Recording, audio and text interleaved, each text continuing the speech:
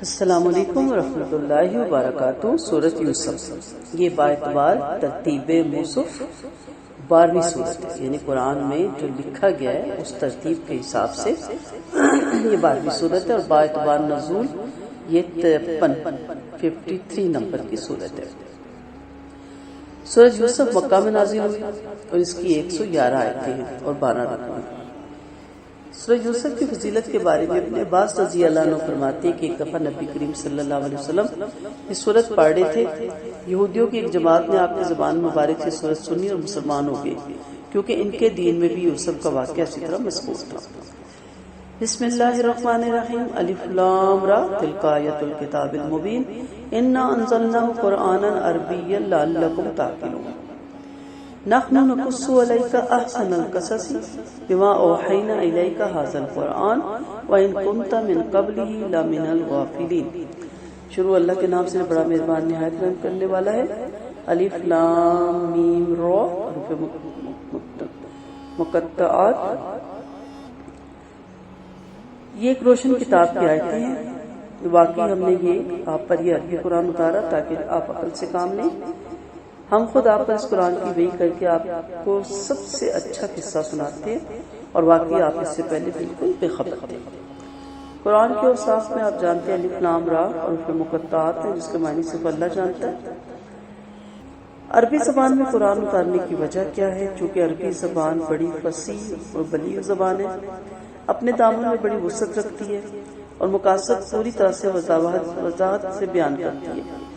اس لیے یہ جلیل الشان قدر و منزلت والی پاکیزہ ترین کتاب اس بہترین زبان میں دنیا کے کامل ترین انسان یعنی خاتم الانبیاء پہ جو افضل ترین ہے، سب سے افضل اور اشرف فرشتے کے توسط سے روئے زمین کے بہترین مقام پر ایک نہایت ہی قابل قدر اور مبارک گھڑیوں میں رمضان المبارک میں قدر والی رات میں اتار کر ہر پہلو سے کمال کو یہ کتاب پہنچی، تاکہ تم عقل سے کام لو اور اس میں غور و فکر کرو اور عمل کرو۔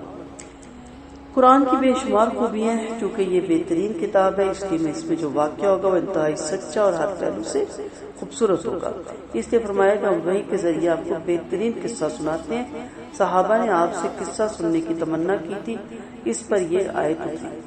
سعد رضی اللہ عنہ فرماتے اللہ نے اپنے نبی پر قرآن مقدس اتارنا شروع کیا، پھر ایک زمانے تک قرآن اترتا رہا اور آپ صحابہ کو سناتے رہے۔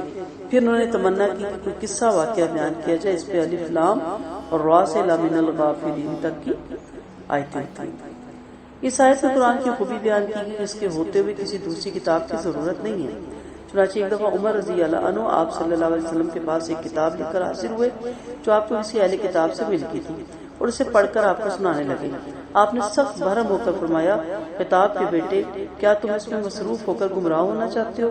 اللہ کی قسم یاد رکھو، میں تمہارے پاس نہایت چمکدار اور روشن قرآن لے کر آیا ہوں۔ خبردار اہل کتاب سے کچھ نہ پوچھو، ہو سکتا ہے وہ صحیح بات بتائیں اور تم انکار کر دو، اور یہ بھی ہو سکتا ہے کہ وہ غلط بات بتلائیں اور تم اسے مان لو۔ اللہ کی قسم اگر آج حضرت موسیٰ علیہ السلام بھی زندہ ہوتے تو انہیں بھی میری پیروی کے بغیر کوئی چارہ نہ تھا۔ اس قال یوسف لأبیہ یا ابتی انی رأیت احد عشر کوکبا والشمس والقمر رأیتهم لی ساجدین۔ جب یوسف نے اپنے والد سے کہا، ابا جان میں نے خواب میں 11 ستاروں کو اور سورج چاند کو دیکھا، میں نے انہیں دیکھا جو مجھے سجدہ کر رہی ہے۔ اس آیتوں میں اللہ تعالیٰ یوسف علیہ السلام کا قصہ بیان فرما رہے ہیں۔ آپ یعقوب بن اسحاق بن ابراہیم کے فرزند تھے۔ اللہ نے آپ کو بھی منصب نبوت سے سرفراز فرمایا تھا۔ آپ صلی اللہ علیہ وسلم نے آپ کو کریم بن کریم بن کر فرمایا۔ ابو ہریرہ رضی اللہ عنہ آپ صلی اللہ علیہ وسلم سے پوچھا گیا کہ سب سے زیادہ بزرگ کون ہے؟ فرمایا جس کے دل میں سب سے زیادہ اللہ کا ڈر ہو۔ بولے ہماری غرض اس عام جواب سے نہیں، فرمایا کہ سب سے زیادہ بزرگ یوسف ہیں جو خود بھی نبی تھے اور نبی کے بیٹے تھے، نبی کے پوتے تھے اور نبی کے پڑپوتے بھی تھے۔ بولے یہ بھی ہماری غرض نہیں۔ فرمایا کیا تم عربی قبیلوں کے بارے میں پوچھ رہے ہو؟ بولے ہاں۔ فرمایا دیکھو جب زمانہ جہالت میں اچھا اور شریف تھا، اسلام لانے سے اس کی شرافت میں اور 4 چاند لگ گئے، بشرطیہ اس نے دینی سمجھ بھی حاصل کر لی۔ نبیوں کے خواب وحی کا حصہ ہوتے ہیں، بلکہ وحی کا درجہ رکھتے ہیں۔ یوسف علیہ السلام کے علاوہ آپ کے 11 بھائی اور تھے۔ 11 ستاروں سے یہ 11 بھائی اور سورج چاند سے باپ دادا ماں باپ مراد ہیں۔ اس خواب کی تعبیر 40 سال کے بعد اور ایک قول کی روح سے 80 سال کے بعد ظاہر ہوئی، جب آپ نے اپنے ماں باپ کو تخت شاہی پہ بٹھایا اور 11 بھائیوں نے آپ کو سجدہ کیا۔ اس وقت آپ نے اپنے باپ سے فرمایا کہ آج میرے خواب کی تعبیر ظاہر ہوئی، اللہ نے میرا خواب ہو سچا کر دکھایا۔ قال یا بنی لا تقصص رؤیاک علی اخواتک فیکیدوا لک کیدا ان الشیطان للانسان عدو مبین۔ فرمایا بیٹا اپنا خواب بھائیوں سے بیان نہ کرنا، کہیں وہ تمہارے ساتھ کوئی فریب نہ کرے، بلا شبہ شیطان انسان کا کھلا دشمن ہے۔ اچھے خواب کی مصلحت جو ہے اسے چھپایا جا سکتا ہے۔ جب یعقوب نے اپنے پیارے بیٹے کا خواب سنا تو تعبیر پر غور کر کے انہیں تاکید کر دی کہ اس کا ذکر بھائیوں سے نہ کرنا، کیونکہ اس کی تعبیر یہ ہے کہ آپ کے بھائی آپ کے آگے جھک جائیں گے۔ ہو سکتا ہے وہ خواب سن کر اس کی تعبیر پر غور کر کے شیطان کے دھوکے میں آ کر ابھی سے آپ سے حسد کرنے لگے اور آپ کو کسی تدبیر سے ذلیل کرنے کی فکر میں لگ جائے۔ آپ صلی اللہ علیہ وسلم نے فرمایا اگر کوئی اچھا خواب دیکھے تو اسے بیان کر دے، اور اگر کوئی برا خواب دیکھے تو کروٹ بدل لے، بائیں جانب 3 دفعہ دھتکار دے، اس کی برائی سے اللہ کی پناہ مانگے اور کسی سے بیان نہ کرے تو وہ نقصان دہ نہ ہو۔ نبی کریم صلی اللہ علیہ وسلم کی حدیث کا مفہوم بھی ہے کہ ہر صاحب نعمت سے حسد کیا جاتا ہے، اس لیے نعمتوں کو پائے تکمیل تک پہنچنے تک اسے راز میں رکھا جائے۔ وَكَذَلِكَ يَجْتَبِيكَ رَبُّكَ وَيُعَلِّمُكَ مِن تَأْوِيلِ الْأَحَادِيثِ وَيُتِمُّ نِعْمَتَهُ عَلَيْكَ وَعَلَىٰ آلِ يَعْقُوبَ كَمَا أَتَمَّهَا عَلَىٰ أَبَوَيْكَ مِن قَبْلُ إِبْرَاهِيمَ وَإِسْحَاقَ إِنَّ رَبَّكَ عَلِيمٌ حَكِيمٌ۔ اسی طرح تمہیں تمہارا رب چنے گا اور خوابوں کی تعبیر سکھائے گا اور تم پر یعقوب کے خاندان پر اپنی نعمت پوری فرمائے گا، جیسے وہ اس سے پہلے تمہارے 2 بزرگوں ابراہیم اور اسحاق پر نعمت پوری فرما چکا۔ یاد رکھو تمہارا رب بڑے علم والا اور بڑی حکمت والا ہے۔ یعقوب علیہ السلام یوسف علیہ السلام کی کو مستقبل میں حاصل ہونے والی عزت کی اور ان کے بلند مرتبے کی خبر دے رہے ہیں کہ دیکھو جس طرح تمہارے رب نے تمہیں خواب میں تمہاری سعادت دکھائی، اسی طرح وہ تمہیں نبوت کا بلند منصب بھی عطا فرمائے گا، خوابوں کی تعبیر کا علم بھی سکھائے گا اور اپنی بڑی نعمتوں سے سرفراز فرمائے گا۔ سب سے بڑی نعمت نبوت ہے جو تم کو ملنے والی ہے، جسے تمہارے دادا اور پردادوں کو نبوت ملی۔ تمہارا رب اچھی طرح سے جانتا ہے کون نبوت کے قابل ہے اور کون نہیں، اس کا ہر کام زبردست طریقہ پہ مبنی ہوتا ہے۔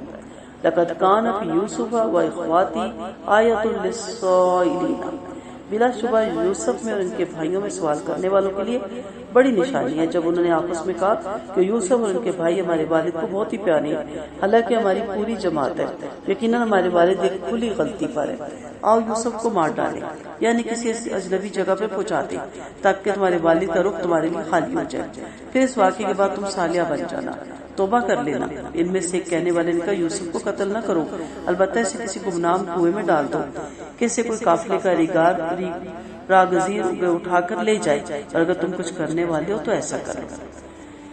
قصہ یوسف میں بہت سی نصیحتیں ہیں، کیونکہ یوسف کا اور ان کے بھائیوں کا واقعہ عجیب و غریب ہے، اس نے فرمایا کہ اس میں قصے کے شوقین کے لیے عبرت اور نصیحت کا کافی مواد مل جائے گا۔ یہ محض قصہ نہیں بلکہ عبرت اور نصیحت کا خزانہ بھی ہے۔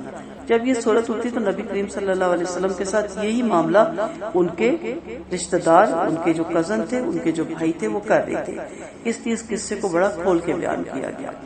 یوسف کے حقیقی بھائی بنیامین تھا، یہ دونوں ایک ہی ماں سے تھے اور دیگر بھائی دوسری ماں سے تھے، چونکہ تمام بھائیوں کو یہ وہم ہو گیا تھا کہ باپ کی نظر شفقت جس قدر یوسف اور بنیامین پر ہے اتنی اوروں پر نہیں، اس لیے انہوں نے آپس میں قسمیں کھا کر کہا کہ ہمارے باپ کو جس قدر یوسف اور اس کے بھائی سے محبت ہے اتنی ہم سے نہیں، حالانکہ وہ تو صرف 2 ہیں اور ہیں بھی کمزور یعنی چھوٹے، اور ہماری ایک جماعت ہے جو طاقتور بھی ہے، اور ظاہر ہے کہ کمزور اور تھوڑوں کے مقابلے میں طاقتوروں سے اور بڑی جماعت سے محبت کرنی چاہیے، مگر ایسا نہیں، اس لیے ہمارے باپ ایک کھلی غلطی پر ہے۔ یوسف کو باپ سے جدا کرنے کی انہوں نے سازش کی اور پلاننگ کی، بولے کوئی ایسی تدبیر سوچی جائے کہ سانپ بھی مر جائے لاٹھی بھی نہ ٹوٹے، یوسف کو بھی درمیان سے ہٹا دے۔ اب انہوں نے پلان کیا کہ ایسا کرتے ہیں کہ یوسف کو درمیان سے ہٹا ڈالتے ہیں، نہ یہ ہوگا نہ باپ کی محبت اس کی طرف آئے گی، راہ کا کانٹا ہی نکل جائے گا۔ ہمارے خیال میں یوسف کو باپ سے جدا کرنے کی 2 صورتیں ہیں، یا تو اس نے تدبیر سے اس کا کام تمام کر دیتے ہیں یا پھر اسے کسی ایسے دور دراز مقام پہ پہنچا دیتے ہیں جہاں باپ کو بیٹے کی اور بیٹے کو باپ کی خبر ہی نہ ہونے پائے. یہ کام بڑا زبردست ہے. اب انہوں نے آپس میں یہ سوچا، حالانکہ یہ بہت بڑا گناہ تھا، لیکن کون سا ایسا گناہ ہے جو توبہ کرنے سے معاف نہیں ہو جاتا. ان کی یہ بھی سوچ تھی کہ ہم پہلے یہ کام کریں گے اور اس کے بعد پھر توبہ کر لیں گے، صالحہ بن جائیں گے. یعنی شیطان کس طرح پلاننگ دے رہا ہے. توبہ کا یہ مطلب نہیں ہے کہ آپ پہلے پلاننگ سے گناہ کر کے بعد میں توبہ کر لیں. توبہ کا تو مطلب یہ ہے کہ آپ کو انجانے میں، غفلت میں، لا علمی میں، اچانک ہائپر ہونے کی صورت میں آپ سے گناہ سرزد ہو گیا اور آپ کے احساس ندامت جا کر آپ نے توبہ کر لی. انہوں نے کہا نہیں، ہم پلاننگ سے یہ کام کرتے ہیں، اس کے بعد توبہ کر لیں گے، بعد میں توبہ کر لیں گے اور اپنی اصلاح کر لیں گے. گناہ سے قبل توبہ کا منصوبہ باندھا جا رہا تھا. بڑا بھائی جس کا نام شیمون بتایا جاتا ہے، اس نے کہا میں دشمنی کے بنا پر نہ خون مت کرو، بہت بڑا گناہ ہے، خصوصاً اپنے بھائی کو مار ڈالنا ایک ناقابل معافی جرم ہے. ایسا تو خیال بھی نہیں کرنا چاہیے. نہ کیوں اپنے بھائی کو مارے، کیوں گردن کاٹے. حقیقت تو یہ کہ یہ سب قتل پر اتفاق کر بھی لیتے تو یوسف کو قتل کرنا ان کے بس کا نہ تھا. رب کو یہ بات مقصود تھی، منظور تھی کہ یوسف قتل کر دیے جائیں، بلکہ اس کی حکمت میں تو یہ بات تھی کہ یوسف کو تاج اور نبوت کے ساتھ ساتھ حکومت مصر دیا جائے گا. آپ مصر پر حکومت کریں گے اور آپ کو علم و تعبیر سے بھی نوازا جائے گا. اس لیے بڑے بھائی نے انہیں قتل نہ کرنے کا مشورہ دیا اور بلا اتفاق یہ بات طے ہوگی کہ کسی غیر آباد کنویں میں انہیں ڈال دیا جائے تاکہ کوئی قافلہ وہاں سے گزرے اور اس کا کوئی پانی لینے کے لیے کوئی آدمی کنویں میں ڈالے، فرش سے کنویں پہ آئے، ڈول کنویں میں ڈالے اور یوسف کو نکال کر لے جائے. اس طرح ہماری آنکھوں سے بھی ہٹ جائے گا اور ہم پہ کوئی جرم بھی عائد نہیں ہوگا. اب ذرا اس گناہ پہ تصور کیجئے کہ یہ جرم کتنے جرائم کا سرچشمہ ہے. قطع رحمی کی، باپ کی نافرمانی کی، ایک کمزور مظلوم پر ظلم و ستم ڈھائے، بوڑھے باپ کو اذیت دی. جب کسی باپ کا لاڈلا اس کی آنکھوں سے اوجھل ہو جائے تو اسے کیا کچھ غم نہیں ہوتا اور اس کے دل پہ کیسی تکلیف نہیں گزرتی. حق تلفی کی، بے ادبی کی، گستاخی کی، باپ کے کلیجے سے اس کی ٹھنڈک اور آنکھوں سے اس کے نور کو دور کیا. بوڑھے باپ اور اللہ کے پیارے نبی کو بڑھاپے میں صدمہ پہنچایا. بھولے والے نہ سمجھ بچے کو باپ کی گود سے چھین کر جنگلے بیابان میں ایک کنویں کے اندر جا پھینکا. جہاں نہ باپ کی محبت، نہ کسی رشتے دار کی آغوش. ایک چھوڑ دو نبیوں کو ستایا، پیارے باپ سے لاڈلے بیٹے کو علادہ کیا اور ان میں جدائی ڈال دی. جو آج تک سکھ میرا اسے دکھ پہنچایا اور پھول سے نازک بچے کو، بے زبان بچے کو شفیق مہربان کی نرم اور گرم آغوش محبت سے علیحدہ کیا. اللہ نے معاف فرمائے. اس سے گناہ کے کتنے گناہ پیدا کر دیے. شیطان نے ایسا دام بچھایا کہ معصوم بھائی پہ ذرا بھی ترس نہیں آیا اور اس مقام پر مظالم ڈھانے پر پل پڑے. اللہ شیطان کے پھندے سے سب کو بچائے. جب ایک چھوٹا سا گناہ ہم سمجھ کے کر رہے ہوتے ہیں تو وہ چھوٹا نہیں ہوتا. ایک گناہ کے ساتھ بہت سے گناہ آ کے جڑتے ہیں. اس لیے کہا گیا کہ کسی گناہ کو آپ صلی اللہ علیہ وسلم کی حدیث میں حقیر مت سمجھو. آپ نے کہا دیکھو کہ پڑاؤ کرتے ہو، چھوٹی چھوٹی لکڑیاں جمع کرتے ہو اور جب اس کو جلاتے ہو تو بڑے سے بڑے الاؤ میں چینج ہو جاتی ہے. تو اس لیے چھوٹا گناہ نہیں ہوتا، گناہ ہوتا ہے. نہ صغیرہ نہ کبیرہ، اصل گناہ یہ دیکھنا ہوتا ہے کہ گناہ کس کا کیا جا رہا ہے اور وہ اللہ تعالیٰ کی نافرمانی کا گناہ تھا. قالوا یا ابنا ما لک لا تأمنا علی یوسف وإنا له لناصحون. انہوں نے باپ سے کہا بھجن کیا بات ہے، آپ یوسف کے بارے میں ہمارا اعتبار کیوں نہیں کرتے، حالانکہ ہم اس کے ہمدرد ہیں. دیکھیے کل آپ ہمارے ساتھ اسے بھیج دیے، ذرا کھا پی لیے، کھیل کود لے، ہم اس کی پوری حفاظت کریں گے. فرمایا یوسف کو لے جانے سے مجھے رنج ہوگا، یہ بھی خوف ہے کہ کہیں تمہاری غفلت سے انہیں بھیڑیا نہ کھا جائے. بولے ہم جیسی طاقتور جماعت کے ہوتے ہوئے بھی اگر انہیں بھیڑیا کھا جائے تو ہم تو بالکل ہی گئے گزرے لوگ ہو جائیں گے. چونکہ بھائیوں کے ناپاک ارادے تھے، جب باپ کی زبان سے بھیڑیے کا اندیشہ سنا تو فوراً دل میں یہ بات رکھ لی کہ یوسف کو ابا جان سے علیحدہ کر کے یہی عذر پیش کر دیں گے اور بظاہر یہ جواب دیں گے کہ ہم تو نوجوانوں کی پوری جماعت ہیں، ہم اسے بھیڑیے کے سامنے جانے دیتے ہیں اور بعد میں کہہ دیں گے کہ ہم اپنے کام میں لگ گئے اور بھیڑیا اسے کھا گیا۔ پھر جب یہ انہیں لے گئے اور یہ ٹھان لی کہ اب انہیں کسی غیر آباد اور گہرے کنویں میں جا پھینکیں گے، ہم نے یوسف پر وحی بھیجی کہ ایک دن تم انہیں ان کے اس واقعے کی خبر دو گے اور یہ پہچانیں گے بھی نہیں۔ برادران یوسف نے باپ کو اپنی چکنی چپڑی باتوں میں پھسلا کر یوسف کو اپنے ساتھ لے جانے پہ راضی کر لیا، اور یہ آپ کو لے جا کر جنگل روانہ ہوئے اور دور جنگل میں لے جا کر سب نے انہیں غیر آباد کنویں میں پھینک دیا۔ حالانکہ باپ سے یہ وعدہ کر کے آئے تھے کہ ہم انہیں انتہائی محبت اور پیار سے رکھیں گے اور خاطر مدارت کریں گے، ان کا دل بہلائیں گے اور ان کو خیر و عافیت سے واپس لائیں گے۔ کہا جاتا ہے کہ جب یعقوب علیہ السلام نے یوسف کو بھائیوں کے ساتھ بھیجنے کا ارادہ فرمایا تو انہیں اپنے سینے سے لگا کر پیار کر کے دعائیں دے کے رخصت فرمایا۔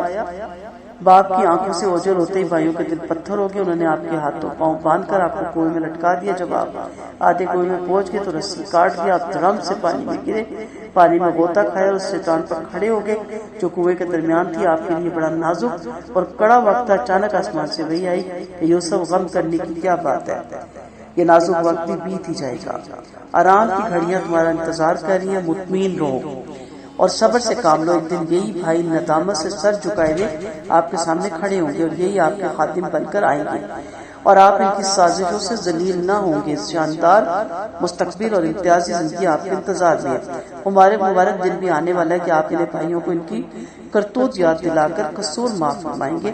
آپ انہیں ان کے سیاہ کارنامے سنا رہے ہوں گے، سر جھکائے سن رہے ہوں گے، انہیں خبر بھی نہ ہوگی کہ آپ ہی یوسف ہے، یا انہیں اس وحی کی خبر بھی نہیں ہے۔ وَجَاءُوا أَبَاهُمْ عِشَاءً يَبْكُونَ۔ اپنا کام کرنے کے بعد بھائی عشاء کے وقت باپ کے پاس روتے ہوئے آئی اور کہنے لگی، ابا جان ہم تو دوڑ میں لگ گئے اور ہمارے سامان کے پاس یوسف کو چھوڑ دیا گیا، انہیں بھیڑیا کھا گیا۔ آپ ہمارا کہا کو یقین نہیں کریں گے، وہ ہم سچے ہی ہوں اور ان کی قمیض مصنوعی خون سے رنگ بھی لائے۔ آپ نے جواب دیا، یہ بات نہیں بلکہ تم نے اپنے دل سے ایک بات گھڑ لی، اب صبر ہی بہتر ہے، میں تمہاری گھڑی ہوئی باتوں پر اللہ ہی سے مدد مانگوں گا۔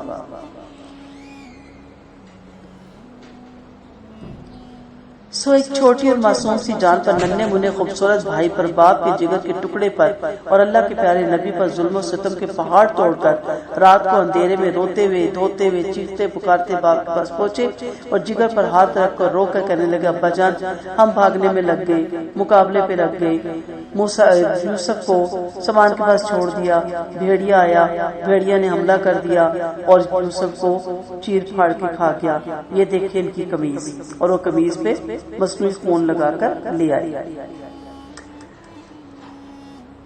یوسف علیہ السلام کے والد یعقوب علیہ السلام سمجھ گئے کہ ان کی گھڑی ہوئی بات ہے، کس طرح کہ اگر میرے لختے جگر کو بھیڑیا کھا گیا تو قمیض کیسے ثابت رہی، ضرور تم نے کوئی چال چلی، بہرحال میں صبر ہی کروں گا۔ آپ کیوں خاموش ہو گئے؟ اس کا مطلب ہے کہ یوسف ابھی زندہ ہے، کیونکہ قمیض پوری اتاری ہوئی ہے، اور اگر یہ میں نے کوئی مزید شور ڈالا تو ایسا نہ ہو کہ اب لے جا کے اس کو مار ہی دیں۔ کہا میں صبر جمیل کروں گا۔ صبر جمیل وہ ہے جس میں ذرا سی بھی بے صبری نہ پائی جائے اور جس میں کسی طرح کی کسی سے شکایت نہ کی جائے۔ صبر جمیل میں 3 باتوں کا پایا جانا ضروری ہے۔ حدیث کا مفہوم ہے کسی سے شکوہ نہ کیا جائے، مصیبت کسی پر ظاہر نہ کی جائے، خود کو بے گناہ نہ سمجھا جائے۔ تو صبر جمیل کے لیے تینوں چیزیں کا ہونا بہت ضروری ہے۔ وَجَاءَتْ سَيَّارَةٌ فَأَرْسَلُوا وَارِدَهُمْ فَأَدْلَىٰ دَلْوَهُ قَالَ يَا بُشْرَىٰ هَٰذَا غُلَامٌ۔ اور ایک قافلہ گزرا، انہوں نے ایک سقایا پانی لانے والے کے لیے بھیجا، اس نے ڈول ڈالا اور بولا، سبحان اللہ، کیسی خوشی کی بات ہے، یہ تو خوبصورت بچہ ہے۔ انہوں نے سامان کی طرح انہیں بھی چھپا لیا اور ان کے کاموں سے اللہ خوب خبردار تھا، اور انہوں نے اس کو حقیر سی قیمت پر چند درموں کے عوض فروخت کر ڈالا، اور یہ ان کی طرف سے بے رغبت تھے۔ جب بھائی کنویں میں ڈال کر آپ کو کنویں کی تاریکی میں یارو مددگار تنہا چھوڑ کر حسن اتفاق سے 1 دن کے یا 3 دن کے بعد ادھر سے ایک قافلہ گزرتا ہے۔ قافلے والوں کو پانی کی ضرورت ہوتی ہے، ایک سقایا پانی کی تلاش میں روانہ ہوتا ہے۔ سقا اس کنویں میں ڈول ڈالتا ہے، جب ڈول ڈالتا ہے تو آگے سے اس کو ایک بچہ نظر آتا ہے، وہ وہ بڑا حیران ہوتا ہے، چیخ اٹھتا ہے، کہتا واہ واہ سبحان اللہ، قربان جائیے، اتنا خوبصورت بچہ، کیسا بھولا بالا ہے، کس قدر حسین ہے۔ پھر آپ کو سامان کی طرح چھپا دیا جاتا ہے اور قافلے کے بہت سے لوگوں کو یہ ظاہر نہیں ہونے دیا جاتا، اور یہ بتایا جاتا ہے کہ یہ کنویں کے پاس رہنے والوں سے خریدا ہے تاکہ دوسرے یہ نہ کہ اس میں ہمارا بھی حصہ ہے۔ یوسف علیہ السلام فروخت کر دیے گئے۔ پھر قافلے والوں نے یوسف کو بازار مصر میں فروخت کر دیا اور ان کو عزیز مصر نے خرید لیا۔ بیچنے والے اس سے بالکل بے خبر تھے کہ یہ کون ہے، اور خریدنے والے کو بھی کوئی خبر نہ تھی کہ یہ کون ہے۔ یہ مشیت الہی تھی کہ یہ راز ہی رہے اور وقت آنے پر خود بخود ظاہر ہو جائے۔ وقال الذي اشتراه من